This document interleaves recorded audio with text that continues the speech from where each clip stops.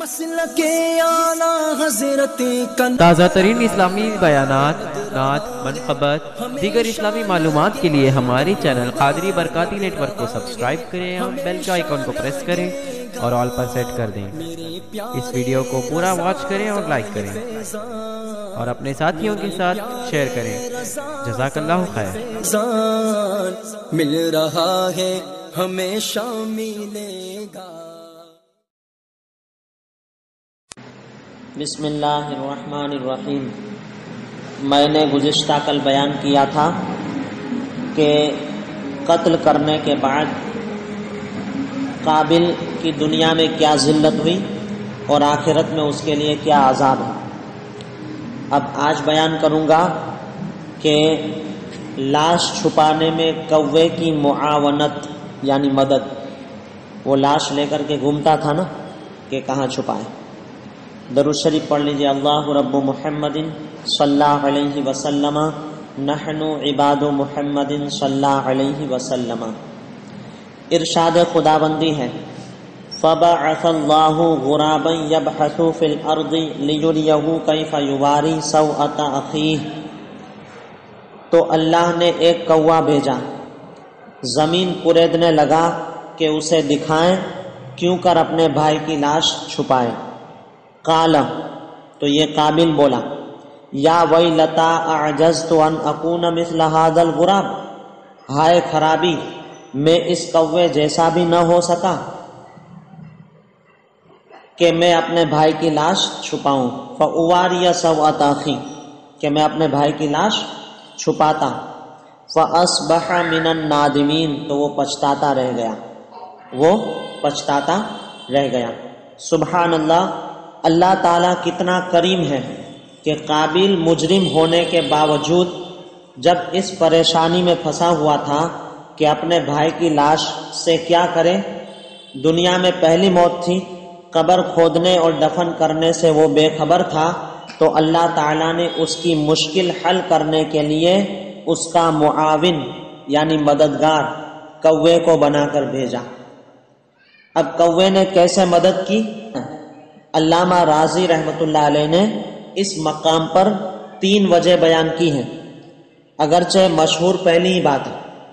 Number 1، اللہ تعالیٰ نے 2 کوے بھیجے، وہ دونوں لڑے، ایک نے دوسرے کو قتل کر دیا اور اپنی چونچ اور پنجوں سے زمین کو کوریدا یعنی کھودا، اور مردہ کوے کی لاش کو اس گڑھے میں ڈال کر اوپر سے مٹی ڈال دی۔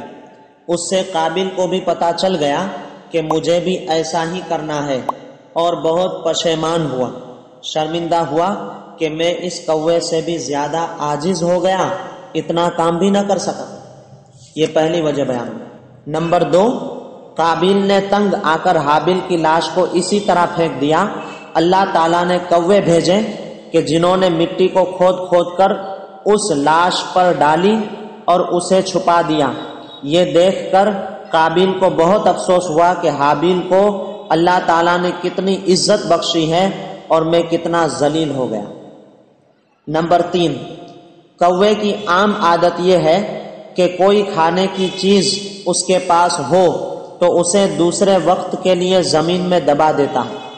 اس نے جب کسی چیز کو زمین میں چھپایا تو قابل کو پتہ چل گیا کہ مجھے اپنے بھائی کی لاش کو ایسے چھپانا ہے، اور ساتھ ہی ساتھ کوے سے کم علم رکھنے کی وجہ سے بہت پشیمان بھی ہوا یعنی شرمندہ ہوا کہ مجھ سے تو کوا ہی اچھا ہے جسے چیزوں کو چھپانا آتا ہے۔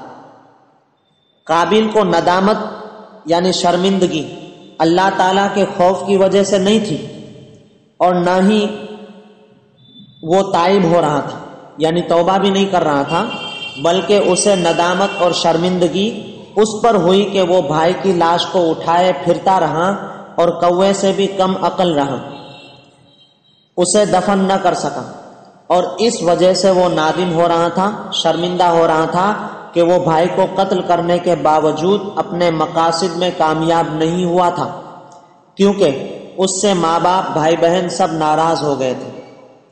اور وجہ یہ بھی تھی کہ جب اس نے دیکھا کہ ایک کوے نے بڑی مہربانی سے دوسرے کی لاش کو دفن کیا تو اس پر یہ نادم ہوا، شرمندہ ہوا تھا کہ مجھے تو اپنے بھائی پر اتنا رحم بھی نہیں آ سکا جتنا کوے کو ہے۔ واضح ہو کہ اس نے کوئی توبہ نہیں کی، اس نے کوئی توبہ نہیں کی، اور ندامت اسے صرف اپنی حماقت پر تھی، یعنی اپنی بے وقوفی پر ندامت تھی، شرمندگی تھی۔ اب حضرت آدم علیہ السلام کی وفات کے سلسلے میں بیان فرماتے ہیں، جب آدم علیہ السلام کا آخری وقت آیا تو آپ کو جنتی میوے کھانے کی خواہش ہوئی۔ اپنے فرزندوں سے کہا کہ کعبہ معظمہ جاؤ اور وہاں دعا کرو کہ اللہ تعالیٰ میری یہ تمنا پوری کرے۔ آدم علیہ السلام کے فرزند یہ حکم پا کر وہاں پہنچے۔ انہیں حضرت جبرائیل علیہ السلام اور دوسرے فرشتے ملے جن سے انہوں نے آدم علیہ السلام کی فرمائش کا ذکر کیا۔ فرشتوں نے کہا کہ ہمارے ساتھ آؤ، ہم جنت کے میوے اپنے ساتھ لائے ہیں۔ چنانچہ یہ سب آدم علیہ السلام کے پاس پہنچے۔ حضرت حوا ان فرشتوں کو دیکھ کر ڈرنے لگیں اور چاہا کہ آدم علیہ السلام کے دامن میں چھپ جائیں۔ انہوں نے فرمایا کہ حوا، اب تم مجھ سے الگ رہو، میرے اور رب کے قاصدوں کے درمیان آڑ نہ بنو۔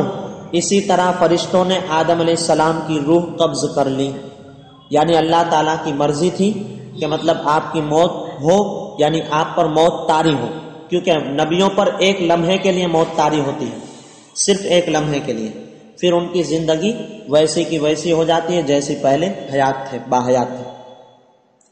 اب دیکھو، فرشتوں نے آدم علیہ السلام کے بیٹوں کو کہا کہ جس طرح ہم تمہارے باپ کا کفن دفن کریں گے، اسی طرح تم فوت ہونے والے لوگوں کا کفن دفن کرنا۔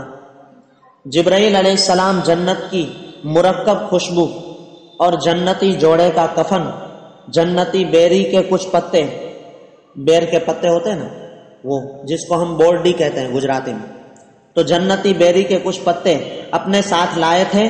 ان کو خود غسل دیا اور کفن پہنایا، یعنی فرشتوں نے غسل دیا اور کفن پہنایا اور خوشبو ملی، اور ملائکہ ان کا جسم مبارک کعبہ میں لائے اور ان پر سارے فرشتوں نے نماز جنازہ ادا کی، یعنی آدم علیہ السلام کی نماز جنازہ فرشتوں نے ادا کی، جس میں حضرت جبرائیل علیہ السلام امام تھے اور سارے فرشتے مقتدی۔ اس نماز میں 4 تکبیریں کہیں جیسا کہ آج ہوتی ہیں۔ پھر مکہ معظمہ سے 3 میل کے فاصلے پر مقام مینا میں لے گئے جہاں کے حاجی قربانی کرتے ہیں، اور اسی جگہ حضرت ابراہیم علیہ السلام نے اسماعیل علیہ السلام کی قربانی کی، یعنی قربانی کے لیے لے گئے تھے، اور وہاں مسجد خیف کے قریب بغلی قبر کھود کر ان کو دفن کر کے ان کی قبر کو اونٹ کے کوہان کی ڈھلوان بنایا، اونٹ کے کوہان کی طرح جو ہے ڈھال کی طرح بنایا، جیسے ڈھال ہوتی ہے نا، اونٹ کے اوپر کا جو حصہ ہوتا ہے نا وہ کوہان ہوتا ہے، تو وہ ڈھال، تو ایسے ڈھال کی طرح قبر بنایا۔ حضرت حوا علی زوجہا و علیہم السلام کی قبر جدہ میں ہے۔ بعض روایات کے مطابق دونوں کی قبریں حرم میں طواف کی جگہ میں ہیں۔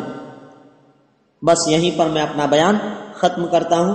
اللہ تبارک و تعالیٰ کی بارگاہ میں دعا ہے، مولا کریم اپنے حبیب لبیب صلی اللہ تعالی علیہ وسلم کے رخ روشن کے صدقے میں ہم سب کو دین متین کی صحیح سمجھ عطا فرمائے، اور مسلک اہل سنت، مسلک اعلیٰ حضرت پر صحیح معنوں میں چلتے رہنے کی توفیق رفیق عطا فرمائے۔